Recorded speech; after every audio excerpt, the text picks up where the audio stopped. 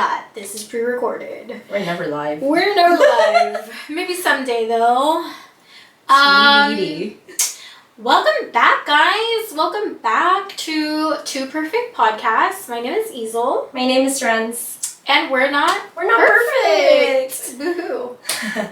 Two Perfect is a podcast where it's dedicated to three things. First, we are dedicated to sharing personal stories and owning our imperfection. Second, we want to create a safe space where we can share our most authentic selves. And third, building a community for people who are fed up with the pressure to be perfect. Yes. I just want to add, I feel like I'm going to be read for this, and it's going to happen quite often. I was thinking about it. There was more of this drink. When I drink caffeinated drinks, it's not just caffeinated drinks. Any drink, it takes me a long time. Unless it's water, I can chug water like no other, but drinks that are not water, I savor it, and like this. Yeah. I'm just gonna. When did you pour that out? Like in the morning before your dance class? Last night before you went to bed? 3 days ago, actually. 3 days ago, it was full to the brim, and I did before my dance class. Yeah, I figured. So I just wanted to comment on that, just in case someone was going to comment on it. I commented on it first. Yep. Boom! Boom! Gotcha. Roasted. Boom, roasted. Where's that from? Comment below. Okay, so today's episode, guys, we're going to talk about anxiety, and we're going to talk about things that make us anxious, and we're going to be asking you stuff as we usually do. And then, of course, warning, if you are listening to this, if you are watching this, the topic might make you anxious. Will it? I'm anxious now. Yeah, oh my God. My pitch is sweating. This didn't help. It's a little warm right now, so I feel like we're on the hot seat. And you're wearing like a Christmas sweater, like it's actually really thin, so it's not like super warm. I love these types of sweaters where it's like you can wear it pretty much year round. That's why I wore it, and it's like I'm not wearing anything under there, so I'm just kidding. Whoa there. This is not the type of podcast. Okay. So anyways, how have you been? Same. Just hanging out with my two cats all day, 24/7, because I just been indoors the whole time, actually. Like yesterday was the first time I left my room to watch the sunset. Yeah. So we decided, or he was gonna go watch the sunset, and I was like, oh, if I can come with, if you don't mind, please take me, because I haven't been outside. I need to go for a walk. Can you please walk me? Please, can you take me out? This actually perfectly pertains to today's topic.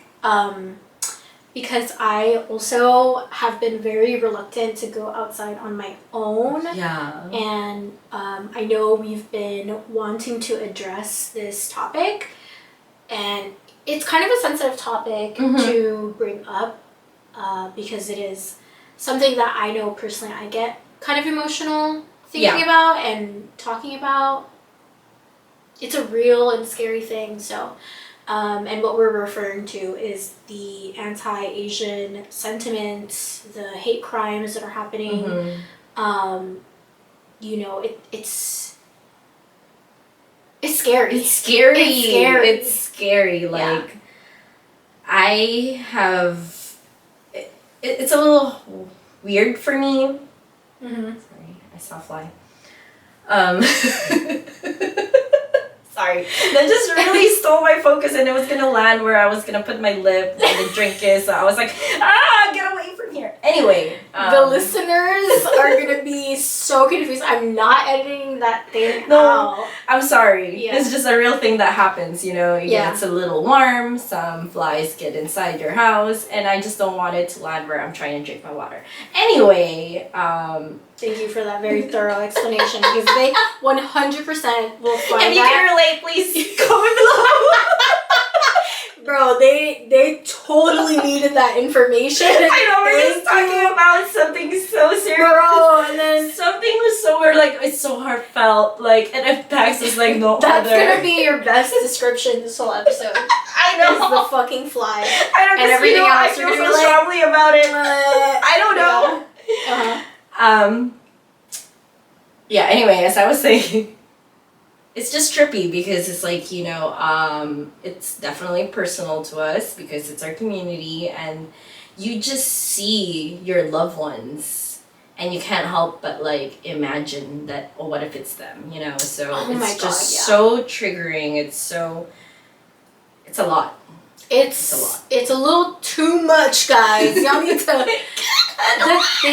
the thing that I really think about pertaining to that situation is, who the fuck is doing this? I know. It's like, really, I don't know anybody that would do something like that, but it's like, these people exist, and where the fuck are they? Like, I just want to talk to them. I just want to know, like, what is your thinking when you do things like that? Like, attacking elderly people? Weak like, people, defenseless people. Why, and like, what's up? Like, can we talk? Like, where are you? Like, because the attacks are happening in big major cities. They're happening in New York City, they're happening in San Francisco, they're happening in Los Angeles. There's that thing, I don't know if you saw in Asian Journal, I think, where the 19-year-old girl was shot in like her eye. Yeah. And you know, the family saying it's a hate crime. Yeah.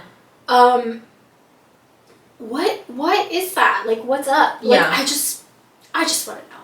But yeah, it's hard because I can't put myself in that mindset. It's so foreign to me. I just genuinely do not understand. Yeah.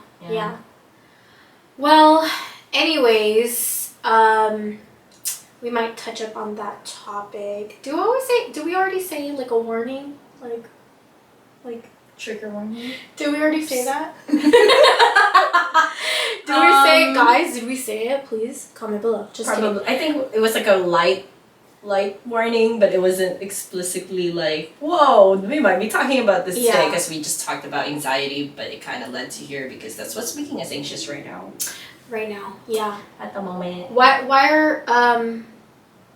do we want to talk about anxiety on our channel, on our podcast, on our page, on our this I like. On this, yeah.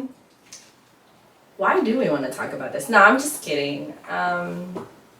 There's a lot of reasons. For once, I think when you have that pressure to be perfect, or like there's this immense pressure that's weighing upon someone, it could only naturally result to anxiety. So to me, like, talking about that, it's like it kind of almost goes hand in hand. So it's like it's definitely something that we need to address. Yeah, because kind of going back to obviously the title of our podcast is Too Perfect, and we came up with this idea because we both have always been like pretty worry-filled people, even though in a public setting that's probably not what you'll see, because again, what the hell does that look like? Right? But I would say we came up with this idea because we wanted to, I guess, discuss like how we can remove that pressure. Exactly. That's why we wanted to share personal stories and like own the imperfection. Yes. Because like what she was saying, what Renz was saying was like, when you have that pressure, like I need to be perfect, I need to meet whatever these specific standards for whatever reason, you start to stress out. Yeah. And then you and that can domino effect into a whole ass anxiety problem. So I think it was like, how am I going to say, required? It's It's like a necessity for us to talk about this, because I'm sure if you guys are following us, or this is a podcast that you feel like you can really relate to, you probably feel that way too. And then let us know, because yeah. I love knowing that people had anxiety all along. Like, to me, that gives me comfort, because I surrounded... Oh my god, I thought you were just killing it. I thought you were just a goddess, and here you are. Same. Like, you got the same purse? I got that same purse too. Except for, you our got baggage. anxiety? Girl, me too. Look at my baggage. Look at my baggage, bro. Yo, we got the same type of stuff. Yeah, I got mine. It's Gucci. I got mine on discount though. Alright. I got a wholesale. Alright. Anyways, so that's why we want to talk about anxiety. Did you have a question for the audience? Were you asking something? If I did, I forgot. Okay. No, I don't think so. Me ask a question. That's not me. It's true. Okay, cool. So anxiety, super fun topic.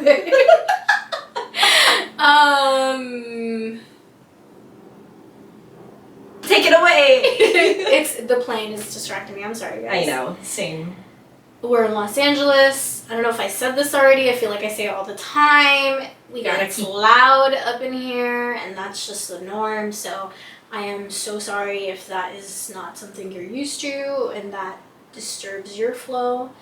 Okay, so going back to this topic, super fun topic, anxiety, and kind of where it stems from. Let's unpack that. You know, where Let's go there. Let's go there. Let's dig deep and let's discuss where you recognized that this was something you were dealing with.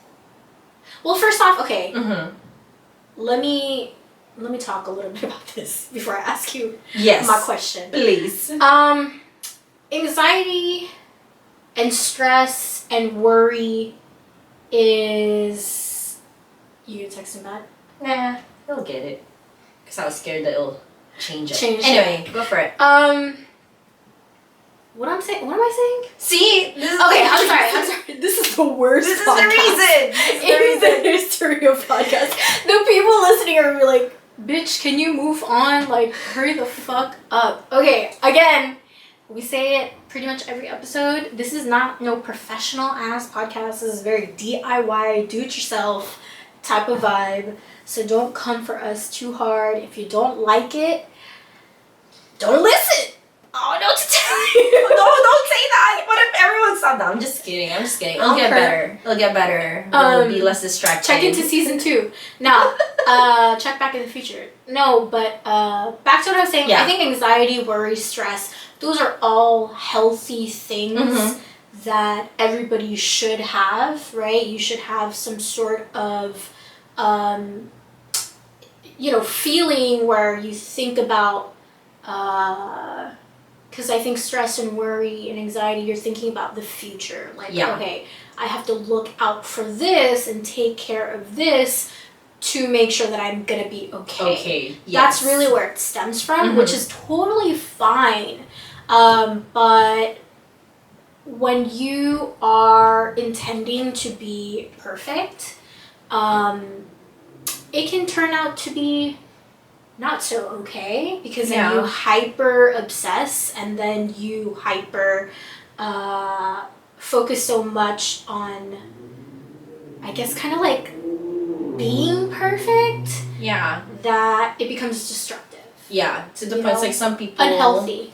Some people it's crippling, some people it's like masking, so it's like you're never just being your authentic self, and that's why we want to like talk about this, so it's like we can get there all together. So it's like stop worrying less and just being you. Living more, boo. Live more, worry less. Is that like a sign Yeah, like an eat, pray, love type of thing. Live, laugh. Live, laugh, love.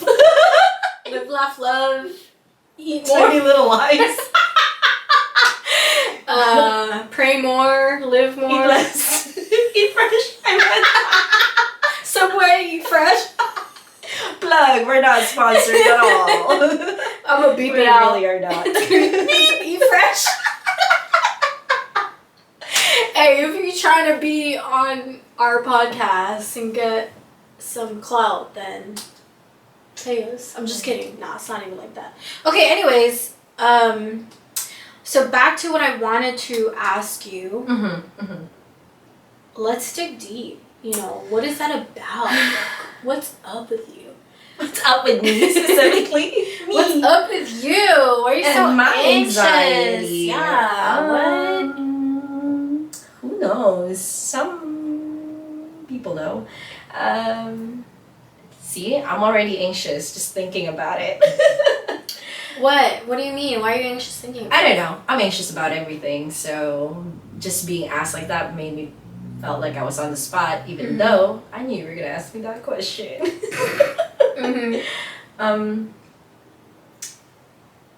It was hard for me. As a child, I was like super anxious, and I just never really understood where it came from. I never really I never really thought about it too much. I hypothesize once in a while, like maybe it's from, like, again, we talked about it, we touched upon it when we said it's like a societal norm to want to be perfect. I feel like a lot of people feel that way. It just felt very normal for me to feel that way, to want to be perfect, and the response to that was just extreme silence. Like, I just didn't know how to speak.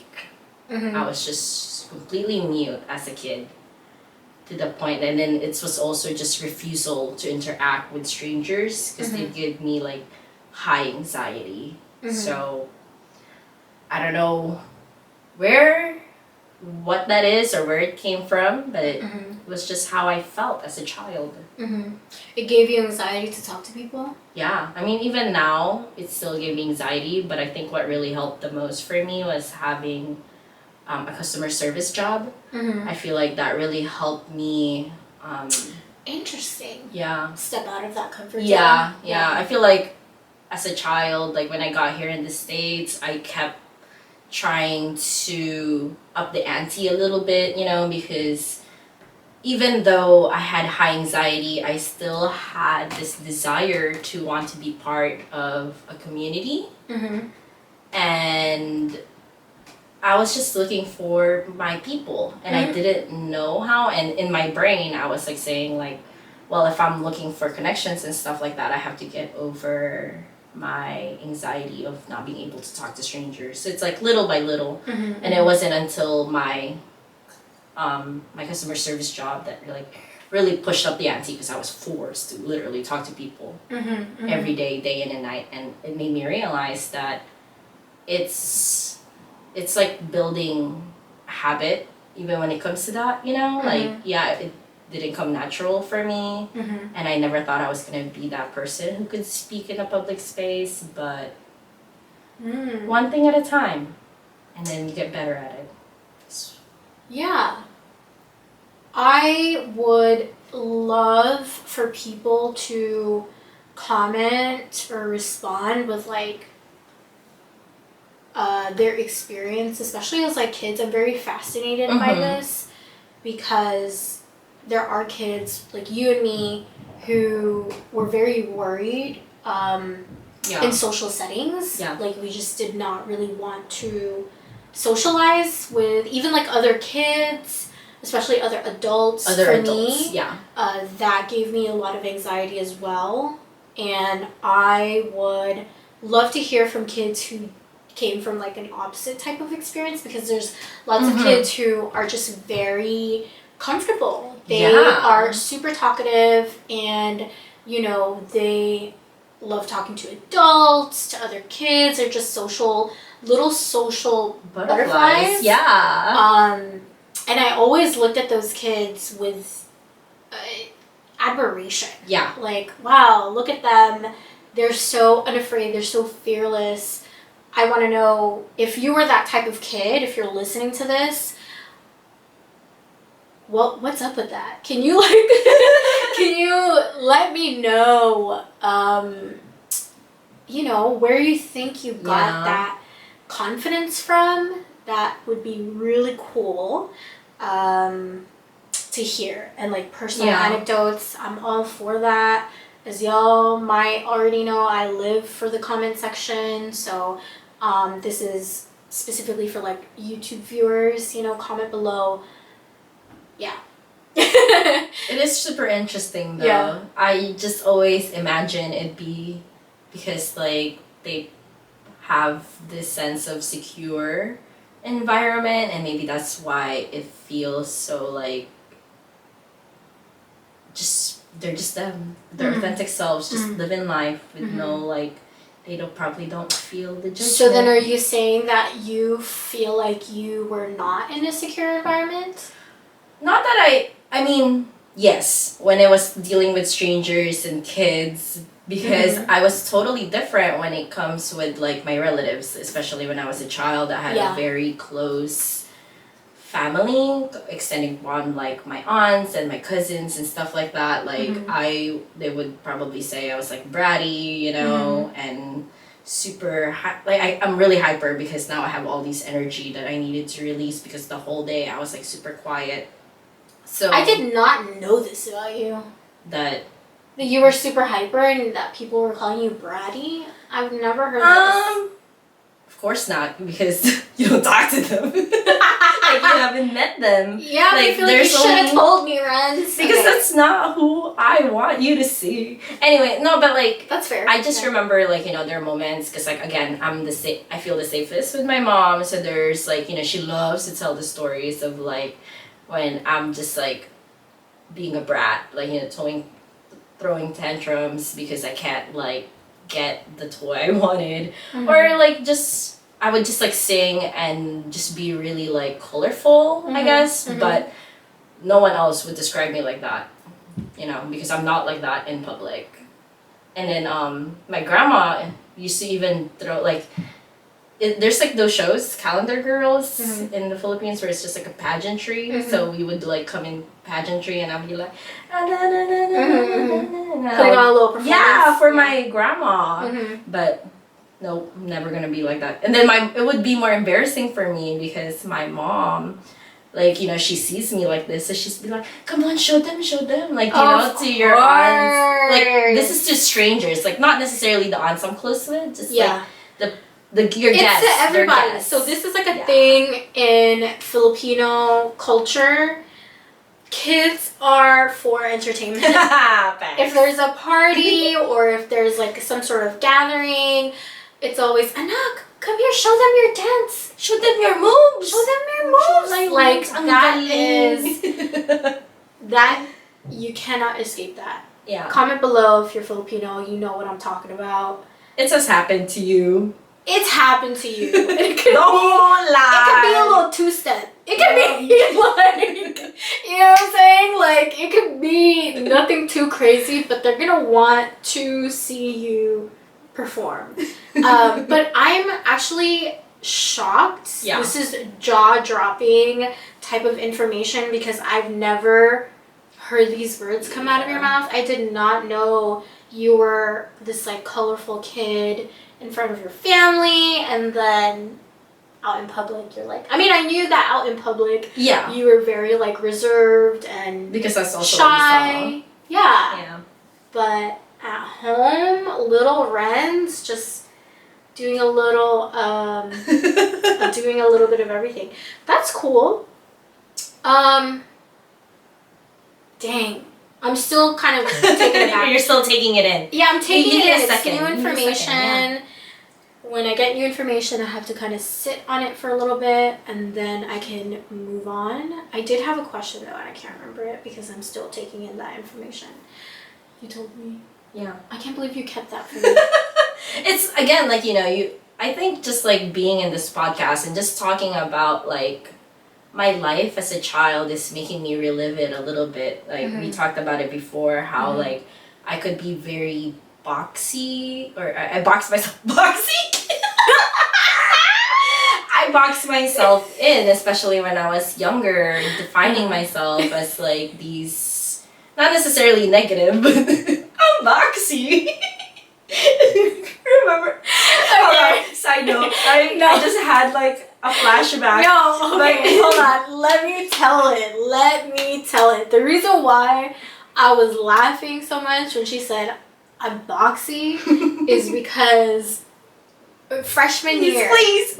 Halloween, we were Harajuku girls and we were creating our own costumes, and we took down her measurements, and literally Renz's torso was a box.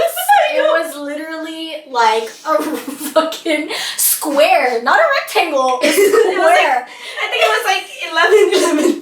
It was 11. I was like, bro, your paper, what's happening? Okay, anyways, you box yourself in. Yep, sorry. I love that both our brain went there when I first said boxing. Cause same. Anyway. Sorry. It's just a little box, bro. I'm a square bitch. Is that something to be proud of? I'm just Yes! Hell yeah. Elsa Weenie for life. That's our whole podcast is all about. Just being you and accepting you, loving you. If you're a loser, you're a loser. I don't know what to tell you. Anyway, again. Sorry. Accept it. So I think as I was saying earlier, I tend to like box myself in. So I really saw myself as just like a quiet, shy girl, because yes, that is what I was, but that's what I was focusing in on. Yeah. But in reality, like that wasn't the whole That's only me. a part of who you are. It's the version of yourself you want to present to the public. Because you were anxious. Exactly. Yeah. So, but me reflecting upon it now, because like, you know, with this podcast, this is literally what we're doing. We're just unpacking. So I'm like just revisiting like that. Because like, you know, for me anyway, I ended up just labeling myself as that quiet kid. And often in my like academic life, my teachers will also say that. So that's what I will remember, because that's what keeps getting reiterated. But me looking back now, it's like, no, I was also very colorful. I was also very loud. I was also very annoying. So now it's like, that's the fun part for me. It's just like relabeling myself and owning up to that other part that I forgot, just because everyone else has always said I'm a quiet kid. Very interesting stuff. I think a big idea I've always had of myself is I have the ability to build who I am. Yeah. And I am a big proponent for that idea. Like I constantly tell people like, you can be whoever the hell you want to be. You can be the type of person you want to be is something that you can choose. And sometimes you have to work really hard at it if it doesn't always come naturally to you, whatever it is. And that's like a big theme, at least for me, for this podcast. Yeah. Which I think could just like, you know, it gets really tied back into like anxiety, because it's like if you just stop focusing on like the negative thing that's making you anxious and think about it in the light of how can we help this into the step of getting better or like getting to your desired outcome. That's more so just like kind of what I want to focus on, I guess. Can you reword that? Can you say that one more time? Yeah. Hold on, let me gather everything I said and make sense of it. I think because you were talking about like building yourself forward, right? And I think that's what it helped me getting over or helping my anxiety. I just stopped focusing so much on the anxiety feeling and focus more so on the feeling of how can I grow from this? How can I move to the steps of helping me get over the anxiety? So I'm not focusing on the feeling of anxiety anymore. Now I'm just focused on the task of like, okay, my anxiety was I can't speak with strangers. Let me just talk to one stranger and say hi. So then I would feel the anxiety. I would take a breath. I would say hi. And then I come back to myself and it's like, see, that wasn't so bad. And therefore, it's like slightly just getting better to the point that eventually I will not think of my anxiety anymore. Yeah, I think that's really great advice for anybody who feels similarly or felt similarly, or if you're trying to work through that. I think also this topic is so applicable to a lot of people because we are, I would say, a pretty anxiety-filled nation. This is, of course, an assumption. I could be completely wrong in everything that I say, but I have this assumption that because we're so social media driven nowadays, especially with like the pandemic and all that, everyone's literally plugged in. You're plugged in, you live your life online. So when you're living it in real time, if you are in social situations in the actual physical world, you know, you can have a lot of anxiety about that because you are not comfortable with being in that situation because you spend so much of your time living online. And I would say, I think I actually saw that on some sort of documentary where it's like kids nowadays, I think it's on Netflix. Social Dilemma? Yeah. I think they talked about, you know, kids are getting their driver's licenses later. They're a lot more insecure. You know, there's just all of these different, I would say, mental health issues that a lot of kids and people are experiencing because of the prevalence of technology, the internet, social media, and that can really aggravate somebody's anxiety. So like with what Renz was saying, you know, if you do have social anxiety and you're not always comfortable and confident speaking to strangers or speaking to people in a public setting because it's not necessarily something you're super used to. You just got to take it like one experience at a time, one moment at a time. And I would say for me, I'm not going to go all the way back to childhood because that's like, it's a lot. It's a lot, because kind of the same as you. I did also have a lot of social anxiety. Like, I hope this doesn't offend anybody, but I literally, like you said, I was pretty mute. I didn't want to speak to anyone, even like my family. I was scared to speak to my titas and titos, which means aunts and uncle, in Tagalog. And I remember my tita, who I lived with, she even was worried. She would tell my parents, like, I think she's on the autism spectrum, because that's how afraid I was of speaking to anybody. And so I definitely had that social anxiety as a kid, and even growing up. I think you made a comment about this, I believe, where it's like moving to what is that? Stop. So it just picked up where it left off? Yeah. It's still recording, right? Okay, it's still recording. Technical difficulties. Back to what I was saying, which I completely forgot. Of course, I completely forgot. I think I was saying, like, you made a comment about, like, moving to America from the Philippines. You have to get out of that comfort zone because you're now in a school in a totally different culture, a different language. You don't want to isolate yourself, even though you have that social anxiety.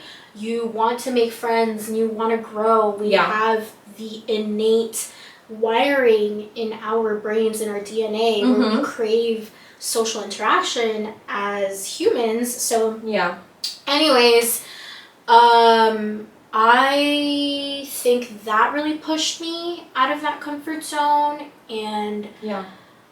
I think the more experiences you have, then the less anxious you'll feel about it. Yes. And then, of course, moving into high school, you gain more confidence because you've gotten all this years of experience putting yourself in that situation. And it's not even just like a social thing. I think for me, I had, especially in high school, I was always anxious. Yes. I was constantly anxious. I was very high-strung. I was a high-strung kid, and it didn't dawn on me until like after the fact, until I was older, and I was like, oh, I was pretty high-strung. Yeah. I guess you're reflecting on it. Because I always thought, I'm pretty easygoing, and I just go with the flow. And that it is true, but I was high-strung in a lot of different aspects of life, and yeah, same. And I think what it is anxiety is being worried about the future. Yeah. There's some sort of uncertainty that you keep thinking about. Yeah. And you're like, I'm uncertain about this situation or whatever, because you're not in control of the future.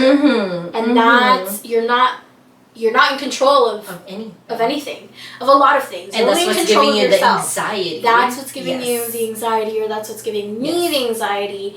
And so that's when I really started to think about, like, how do I stay present? Yes. Which is what Renz was talking about with, of course, different words. It's really like, if you're anxious about something, it's because something in the future is worrying you that you don't necessarily have control over. So I would say the best advice for me was thinking about, okay, how can I stay in the present? Like, let's forget about that aspect.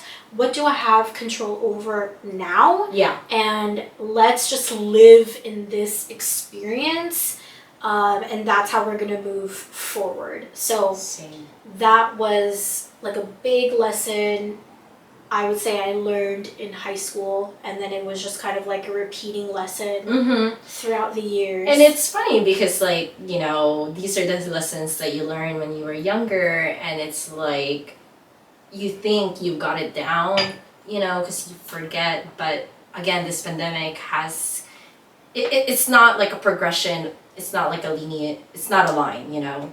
Sometimes you kind of go back again. Like, this pandemic has definitely like made me a couple steps back again in terms of like my social anxiety. So it's not like just because you learned it some time ago, you know, doesn't mean that you're fixed now or you're okay now. Again, it's like that every day. It's an everyday battle. It's an everyday of just keeping myself grounded and just reminding myself that it's okay if I'm more anxious today than I was yesterday. Tomorrow could be different, and that's always the case. Like, tomorrow is usually better. Yeah, if you don't use it, you lose it. You know, there's that saying. So it's like, if you're not talking yourself through that experience of like trying to be more present and trying to not be so anxious about different things, because you're just like living your life at home, right? Then of course, how are you going to, it doesn't really ever truly go away per se. Because sometimes I feel like there's some sort of shame, like, you know, when you kind of revert back. Again, it's from that like perfectionist mindset where it's like, damn, like, I don't know, I can't help but be mean to myself sometimes. It's like, damn, like, I thought I I thought I was getting better at this. I thought I was like moving forward, and then a day comes where I feel like I'm 5 steps back. So it's like every day is different. Every day is different. You're not linear. Life is, you know, you are a dynamic being, so life is dynamic. Nah, it's bigger than that. Facts. I have a question. What makes you anxious now? And can you kind of give me a compare and contrast with the things that used to make you anxious back then? because you were just saying like, you know, I have to keep working on things, and sometimes I feel like I got better and then I'm like 5 steps back. What made you anxious in the past, and like what makes you anxious now? It's so hard to give an example from the past, but like, you know, like I said, like my social interactions was like one of the big ones. I think when I was younger, I also hated making a fool of myself. Like that was something I had to get over. I think a lot of people don't, you know, there's a shame tied into that, like looking like a fool, looking like they don't know enough, like looking like they're not as smart as other people. So if like when I entered college, that's something I try to work on as well, of just being more open-minded, and in the sense of like it's all right not to know something, because before I used to feel like, wow, I didn't know that, like I look like an idiot in front of them. But now it's like, no, it's fine. It's fine to not know anything. There's so many things everyone doesn't know. So then I learned how to like ask questions. So it's like, okay, like you don't need, I don't have to be defensive. I don't have to feel like I'm an idiot. So now I'm just like, okay, how can I be honest without being those? So I would just ask questions, or I would make comments. So it's like, oh, I thought it was like this, or get the other person to elaborate. So it becomes an opportunity of learning for me. And I think that's another thing that used to give me anxiety. Learning? Like, just sharing my opinions. Interesting. Yeah. Because like I wasn't sure whether they're gonna be right or wrong, or like it was that I wasn't sure if it was gonna be right, and if I was gonna get called on it. And if I do get called on it, I think that's where the anxiety is like stemming from, like being called on to something like that's not it, and just responding to like, okay, like it's fine, because I think before it used to be like I used to get defensive. Yeah. It used to come from like, oh my god, you offended me. Maybe it felt like that. I don't know if I'm like just exaggerating it, because that's how it feels like in my brain. But I've learned to just like, it's okay not to know. It's I don't have to be aggressive about it if or it ever came defensive. out. Exactly. Yeah. So let me get this straight. Yeah. You were anxious in the past. You were very anxious of speaking on things where you had really no knowledge of that subject matter, because you were afraid to look or appear stupid. Yeah. And I think that's still something that I feel now. You know, it's like I don't ever want to look stupid. Yeah. But I've learned ways to just... Is that something you feel anxious about now, you're saying? Still sometimes, you know, when I'm like talking about my profession, and it's like I have been removed from like that community that I have, so it's like I'm a little rusty. So sometimes when I'm talking about that, sometimes it gives me a little anxiety, and I'll have to like look it up. Am I saying it right? Am I like know what? I second guess myself. Totally get that from you. Yeah. I totally can see that, actually. That makes a lot of sense. I thought of something when you were talking about that situation, and it was a big turning point for me, because I used to feel that way too, where it's like I don't want to look stupid. Yeah. So I think middle school, or like going into high school that summer, I was living with my sister basically, and she was going to UC San Diego, and I don't remember what we were talking about, but obviously because I was there with her, I went to college parties. Yeah, you were there. I was like, is that appropriate to say? Yeah, I went to college parties, and of course I was meeting people. What's debatable? Because you say it's not appropriate, I'm like, debatable. Probably not. Sorry to cut you off. Yeah, so I was there and talking to people, obviously way smarter than me. Obviously, because they're kids closer to adults. UC San Diego, you know what I'm saying? Yeah. So it's like, I don't know what the fuck I was doing or talking about. Yeah. And I think she made a comment about that. I don't remember how it got brought up. But anyways, the comment she made was like, you know, when you are in a conversation with people and you don't know like what the topic is, or you're just like not well versed in it, you have a tendency to shy away or not participate. And I remember thinking like 14-year-old me like it really took me aback, because I was like, is there another way to be? Like, I was really thinking like that should be the way to be, because you don't know what the fuck you're talking about. It's about owning that space, because you remember you're just like, maybe you don't deserve the space because you don't know what the fuck you're talking about. Same. But it gave me this idea like there is a different way to be. You know, especially in like a social setting, you don't have to be like that. Like if you don't know what the fuck is going on or what the fuck people are talking about, you can ask questions. Exactly. You can, pretty much ask questions. That's one way. Or find ways to like entertain the topic, and you don't necessarily have to showcase what you know or what you don't know or whatever. I don't know what the heck I'm saying, but that was like a big turning point for me. Yeah. And I still remember that pretty vividly. Yeah, because it like really opened up something, you know? Because that's it was for me too. Like I don't know, there's no real specific moment for me, because no one like really called me out. Yeah. But maybe if someone did, maybe I thought about it faster, you know what I'm saying? Yeah. But it definitely did help for me. Like, it was just like, wow, so you're telling me, it's just exactly as you said, so you're telling me there's another way to be. And I guess that's another thing, what I want our podcast to be is just to shatter expectations, you know? Because it's like, not that I thought that was just it. I just didn't know what else to be. So it was just like, well, I don't know anything. So I'm giving you the platform to speak. So go ahead. Yeah. Yeah. I thought of a different question. Yeah. How has this anxiety, or how has anxiety affected you in the past, like your life and your day to day, and how does it affect you now? It's hard to put it in words. I just feel like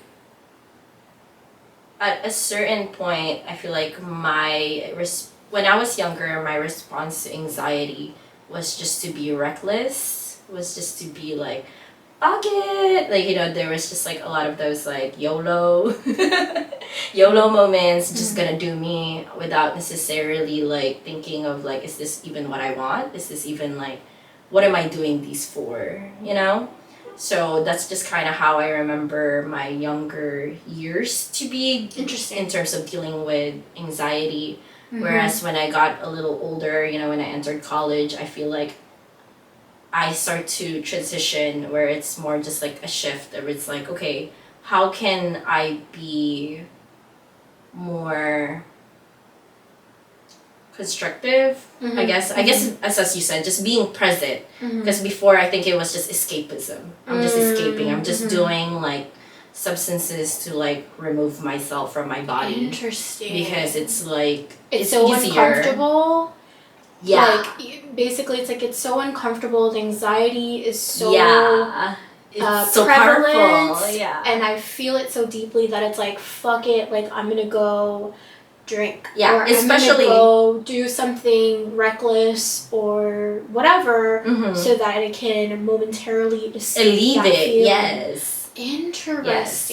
So to me, it was just more so that, like, you know, as I was reflecting upon it, like, as I got older, because, like, I started to have, like, healthier ways to cope with my anxiety that I didn't have to rely so heavily on, like, my more destructive ones. Okay. For sure. And that also is a question that I would pose to the audience, the listeners.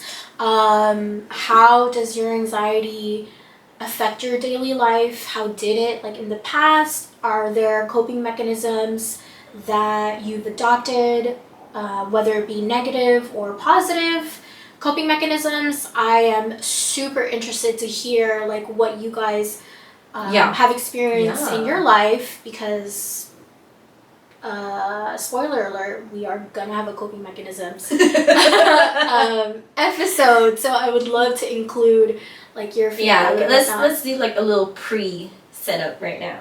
Yeah, for sure. I would say for me, yeah, answering that question, yeah, how anxiety has affected my day-to-day life. Thinking of how anxious I was as a kid, and even like especially high school, because guys, I was so anxious. Like I felt so anxious so often every day, and it's like what she was saying, we definitely had that let's escape type of mindset, you know, because when you're a kid you want to like fuck around and do shit you're probably not supposed to be doing. It's like anxiety are fun. I definitely dabbled in a lot of different activities to escape. But I think for me personally, it was crippling. It was something that aggravated my depression, which is like a totally different thing, a separate thing that I could dive into it in a different episode. But yes, same. I know that for me, and trigger warning, right? It's gonna get a little real, but I know when my anxiety was at its worst, it aggravated my depression, and when it aggravated my depression, I truly became so down and suicidal. Like I remember these moments in my life where it just became so like crippling, and I just wanted to, and again, that's kind of a different way of escapism. But that was my experience in life, in my day-to-day life. Yeah, so it was definitely crippling. I think now, if I compare and contrast, it's like you said, I've developed healthier coping mechanisms for myself. And because I've gone through so many of those moments where my anxiety was crippling, I was so worried about something that was going to happen in the future that I had no control over. And, you know, the depression came kind of like that 1-2 punch. And then obviously I'm still here. Thank God. Thank God. Thank you. And I because of so many of those moments, now I can kind of draw back and be like, okay, like I made it through that, and that was one of the worst experiences in my life, so like I can make it through this. So I kind of draw from that, and then of course there's like all these other healthier coping mechanisms I have when I am dealing with my anxiety or whatnot. So anyways, well, I got a little real, but for you guys, again, I would love to know what healthy coping mechanisms, or maybe even not healthy, that's interesting to me too. Comment below on YouTube, all that good stuff. Yep. I love it. Tell us what makes you anxious. And maybe we can relate. Maybe it's something, because that's the fun in this for me, is like we're sharing these stories. There's that comfort that you get when you realize, oh shit, this person that I didn't freaking know, living like, you know, far away, whatever, experience the same exact thing, and it's building that bond, building that community, which is like the whole intention of this podcast, is like us expanding our community. Exactly. I really love that. Like, I know there's a couple TikTok and IG videos of like showing, I think it's called like real TikTok, of like not everything you see in TikTok is real, or not in IG, like none of those is real, which I think, you know, you talked about it a little bit. The things you see can really magnify your own anxieties. So the fact that there's a movement that shows like, okay, these are my own insecurities, these are the things that's not like so like not perfect in my life, and the more stories that we share that, like they're real human stories, just like it's very eye-opening. It's like, you're right, like my anxiety, for me anyway, when I see the commonality, my anxiety gets a little lowered, because it's like I'm not in it alone. Like there's a shit ton of other people who feels this way too. Yeah. So it's empowering for me. I totally forgot. I'm so sorry. I freaking spaced out, guys. Boop boop. Yeah, I just had like 5 conversations at the same time, and sometimes that kind of throws me out of the present. So, shoot, it's gone. I was telling you freaking saying. Okay. It happens. It's okay. It happens. Let it go. Let it go. Let it go. It's gone. It's gone. Does that happen to you guys? It left by itself. I know it happens to me. It's like I know there's a thought that kind of zooms in through my head, and then sometimes a couple of other ideas pop into my head. So then the first idea that I had is overshadowed by the new one. So then it gets lost, and then everything gets lost. And then you end up with nothing. Man, it's then you rough. end up with this. It's rough in my head, bro. You end up with this. The listeners are gonna be like, no, that doesn't happen to me. You need professional help. Okay. Anyways, guys, that's it. That's interesting. That's all we got for this episode. Unless you wanted to add something else. Nah. No. You could Google it. I'm just kidding. I'm done. No. There's nothing else I wanted to add. I think earlier I was just thinking, because you were talking about like anxiety is very innate, and it's usually stems from the fear of the future.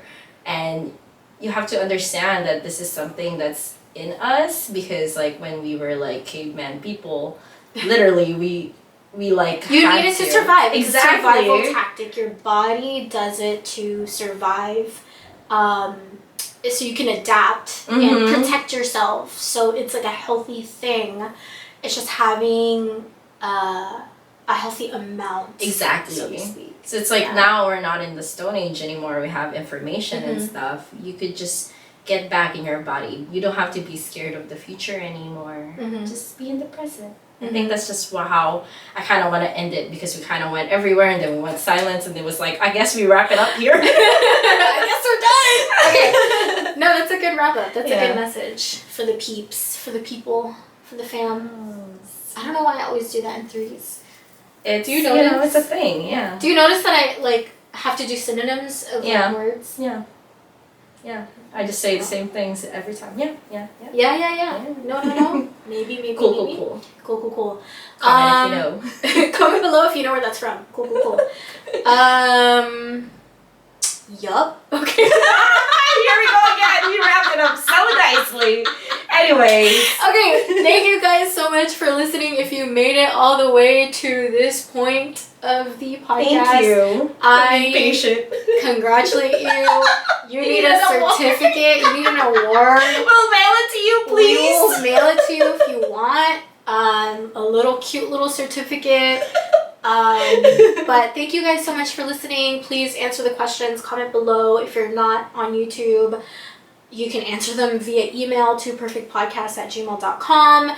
Find us, like I just said, find us on YouTube. We're on every streaming platform that you can find your podcast on, Spotify, Apple, all that fun stuff.